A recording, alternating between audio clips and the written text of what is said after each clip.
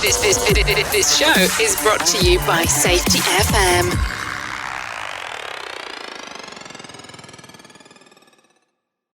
Warning, the following broadcast contains adult language, adult content, frank safety discussions, and stories that might sound unbelievable. But believe me, every one of those stories is true. We didn't start the safety war, but we are going to fight to win it. For our families, for our communities, for our workplaces, and for our lives. Hi, this is Jim Polzel. This is Safety Wars. We're going to be talking about safety in the news for July 6, 2022. In case you haven't heard, so under our floating format, for lack of a better word, today we're going to be giving you a couple of news stories and then some commentary and perhaps a rant. So I have three things here that have caught my eye over the last couple of weeks.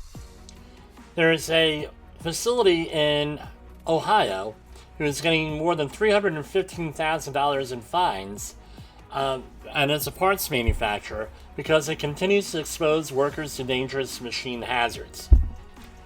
So I get most of this information from open sources and non-copyrighted sources like the OSHA website.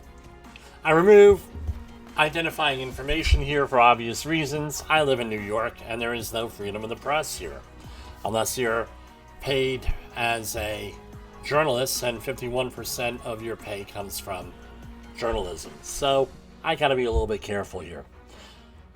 This is from Ohio. An Ohio aluminum vehicle parts manufacturer cited for safety and health violations after a worker suffered fatal injuries in March 2021 continues to put workers at risk. So this facility had been visited, it turns out, a number of times in the last 10 years. And eventually they had a fatality. So they had got a fatality, they were fined something like $1.6 million, at which they're contesting right now. And what do you think happened? Do you think that they would go and address a lot of those issues that came up? No. What do you think happens? Hey, we're gonna not address some issues, and this time they got whacked for lockout-tagout violations. And again, a lot of money here.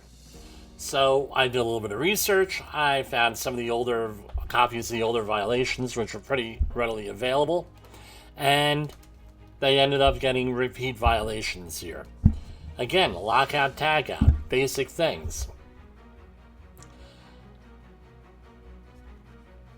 Some of the things that they did not do are training. They didn't follow up on the training of their employees. Probably did not update the safety procedures according to this press release. And again, this is the fourth or fifth time they're involved with this, and they had a recent fatality here. Again, not a good start. Second story I want to share with you is from Texas. In this case, Houston, out of their Houston area office apparently. And there was a November 2021 violation at a construction site dealing with a roofer. And on January 26th, a 21-year-old roofing worker suffered fatal injuries after falling about 30 feet through a skylight atop a Houston building. A fatality that the company could have prevented if they had heeded a U.S. Department of Labor citation issued 1 month earlier. Again, repeat violations, which resulted in a fatality, just like with the first story. Inspectors with the Occupational Safety and Health Administration determined the company failed to provide a worker with a personal fall arrest system. In November 2021, OSHA issued a citation for the same violation after inspection at a worksite in Austin. OSHA issued citations for 2 willful violations for failing to provide fall arrest systems and a serious violation for failing to train workers on using the safety equipment properly. So this often happens with roofers especially. Doesn't matter whether they're union or non-union, training and updated training. A lot of the roofers, especially the older ones, feel that, hey, we've been doing this for so many years, we don't need training. Or I got on-the-job training and none of it's documented.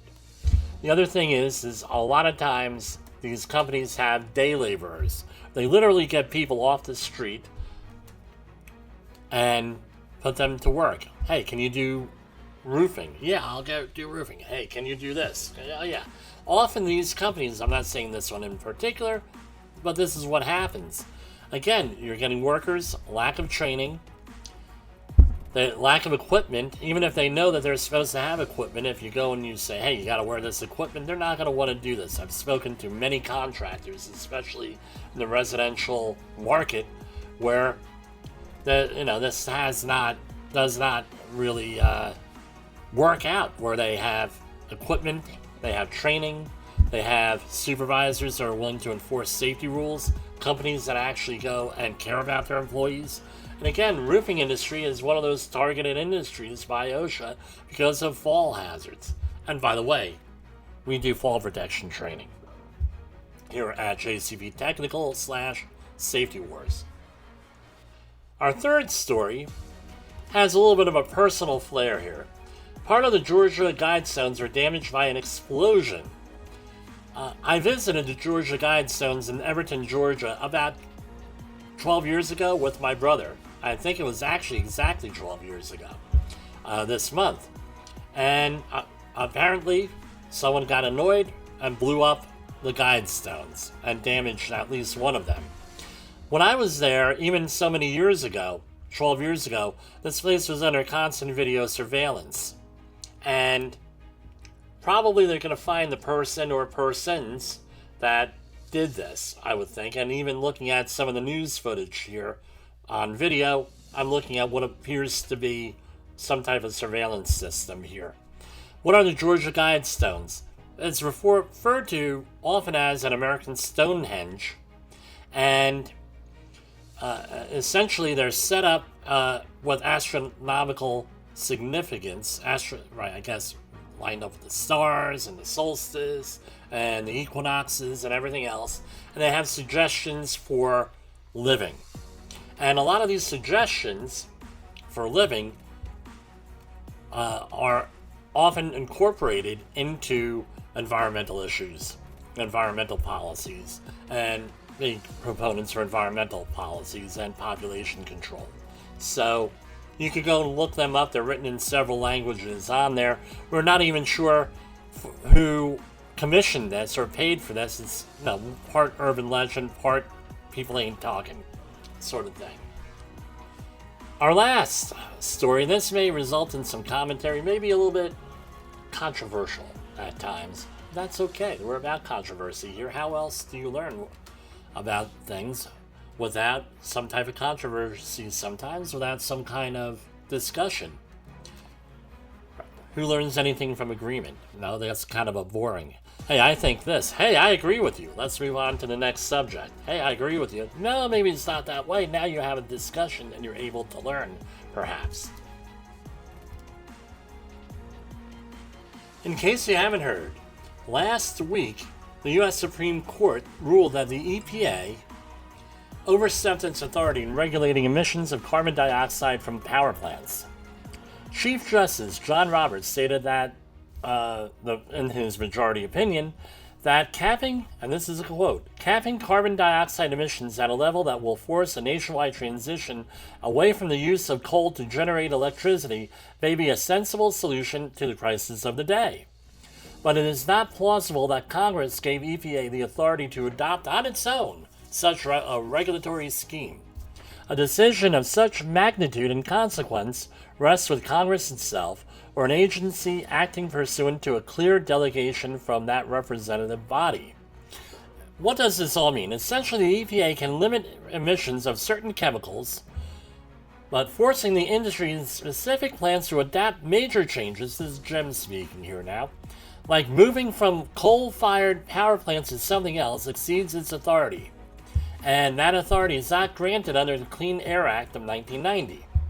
I'm not going to give an opinion on the merits of the detailed arguments that go back and forth with this, but let's have a little review about Civics 101. It's probably a good thing to go over, and it's not what they teach you on the Schoolhouse Rock, on the old Saturday morning TV shows. Now, I had to explain to my kids what Saturday morning TV was to us, right? We had no internet or anything else. But because we did not have internet in those days, we were easily manipulated. You think it was easy to manipulate today with social media? Imagine back then where things just never got any coverage unless you were watching it on C-SPAN somewhere, or you were in a law library reading the Federal Register in hard copy rather than electronically, like they came out with in the 1990s, where the government went and put everything out electronically, starting, I believe, with the Thomas system in 1995. But anyway, that's another story for another day. I'm not going to give a big opinion on the merits here, but we need to go into some things. Let's have a basic review of civics. This is for the United States. We have 3 branches of government: the executive, the legislative, and the judicial.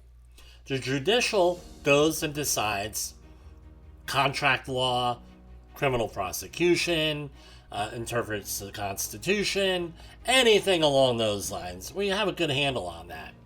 Pretty simple and straightforward. You go to court, you have a judge, and they manage things. Great. Simple. The executive and legislative gets a little bit shady. It's a little bit dark. A little bit of a secret. And again, this is not what they taught you in school, usually, at least up until high school. Actually, first time I heard about this stuff was in college, believe it or not. And I took constitutional law in high school at a very prestigious institution. Anyway, each state and territory has the same setup. Every town in New York, where I live, every county has the same setup. You have a county executive, a legislative branch, and some judiciary people. Each one of these branches of government has separate powers on different levels. So you have the federal government with their jurisdiction, governed by the United States Constitution, and then you have the local levels with their constitution and republican form of government, and even your state and local governments have the same thing. I know in my home state of New Jersey, where I grew up, they have several different forms of government. Some are on the local level, nonpartisan, where the town council elects the leader, and effectively that leader becomes the mayor, or along those lines. We have that similar situation here in New York with some of the municipalities.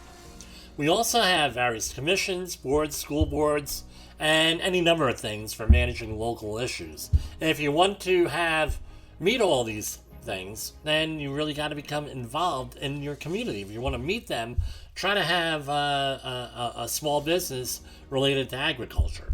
Because I tell you what, a friend of mine says there were alphabet soup agencies that I've only read about in college, Jim, right? So that showed up to my place of business here. That gave me problems, so I don't have a business anymore.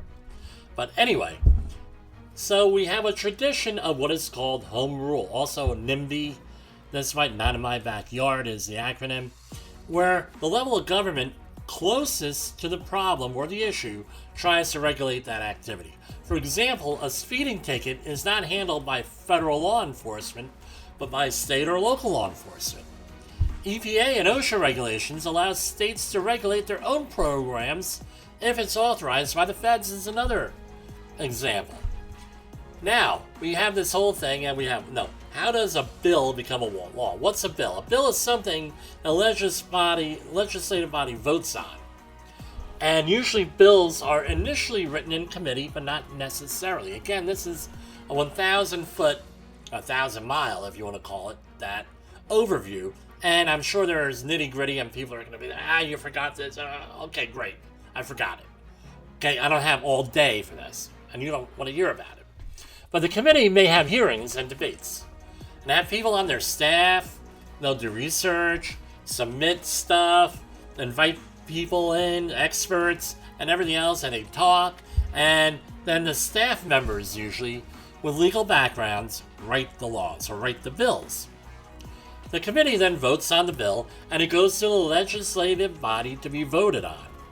In our federal system, we have two legislative bodies. I think pretty much all of the states except for Minnesota has what's called a bicameral legislative body, where they have a lower house and an upper house. And Minnesota has a unicameral, meaning one house, the legislature.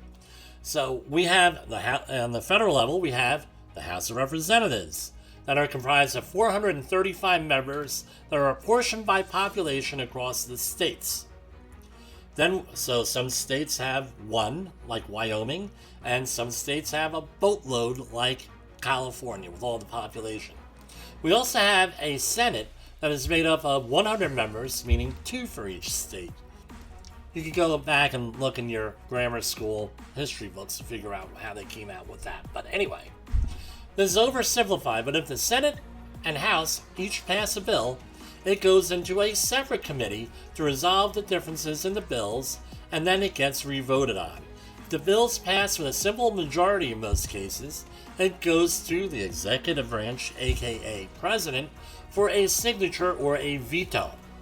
If it gets vetoed, the legislative branch can override the veto with 2/3 of the vote and force the president to acquiesce to whatever they're voting on.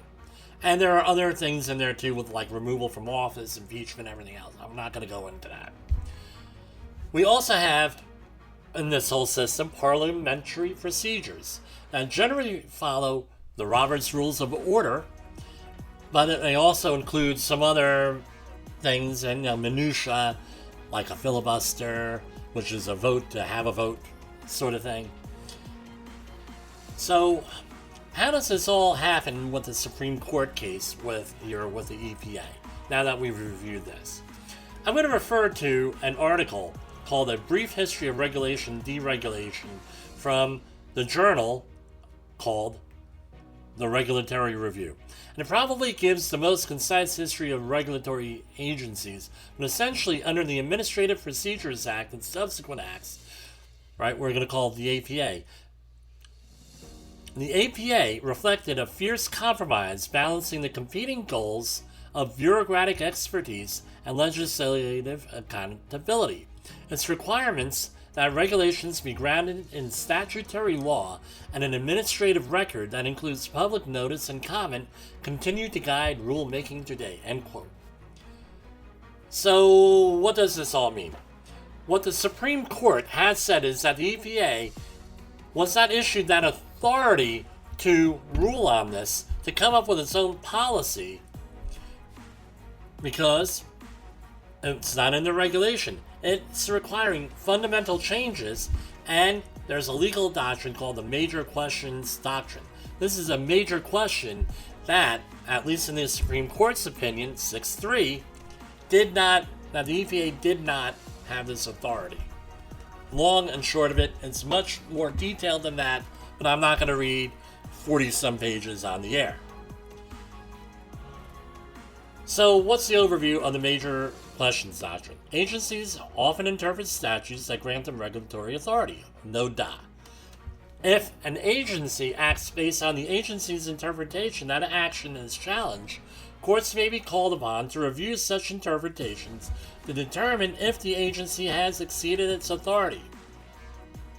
Reviewing courts will sometimes defer to an agency's interpretation of an ambiguous statute. In a handful of cases involving a challenge to agency actions, the Supreme Court has rejected agency claims of regulatory authority under the Major Questions Doctrine when, now this is important, this is from crsreports.congress.gov, right, what I just read. So, in a handful of cases involving or challenges to agency actions, the Supreme Court has rejected agency claims of regulatory authority under the Major Questions Doctrine when 1.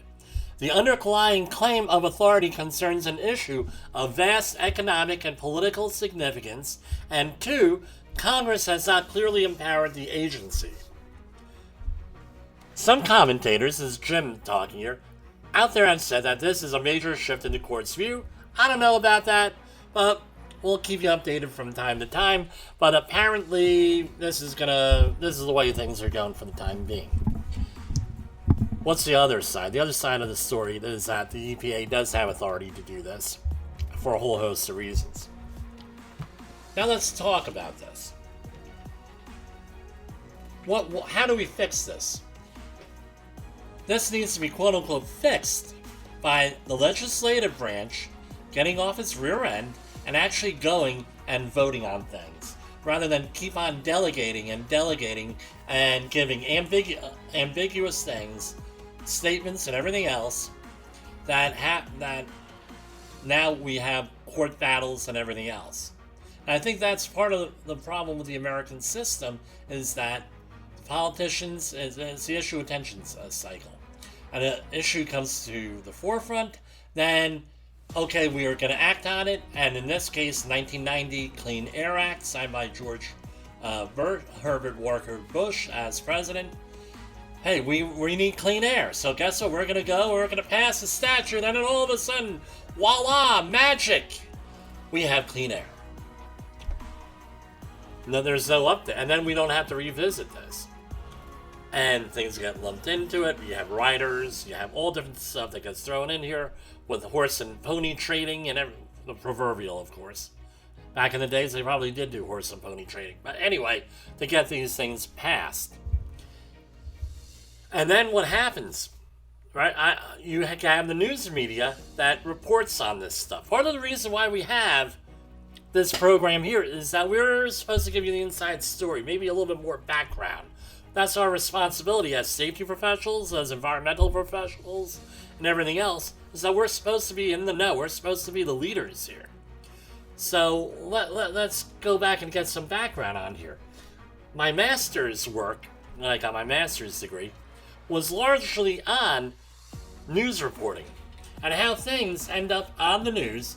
And my case, being a broke college student was everything had to be basically all the information you had back in the old days was on print media or TV, maybe cable TV.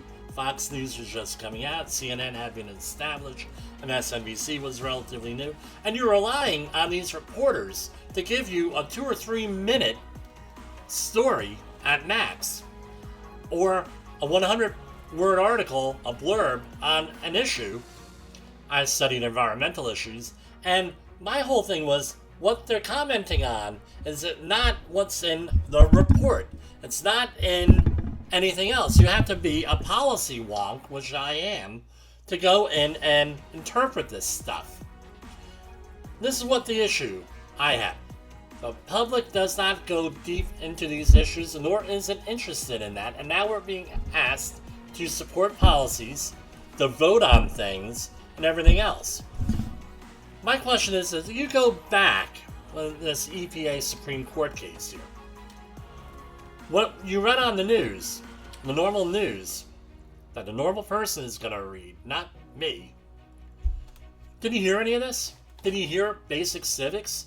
Most people didn't even know what this past weekend, what we were celebrating here in this country. July 4th, Independence Day. They just knew that Independence Day was on the 4th again. A lot of people. Only one poll out there said only 37% of people actually know what Independence Day is about and what country we got our independence from.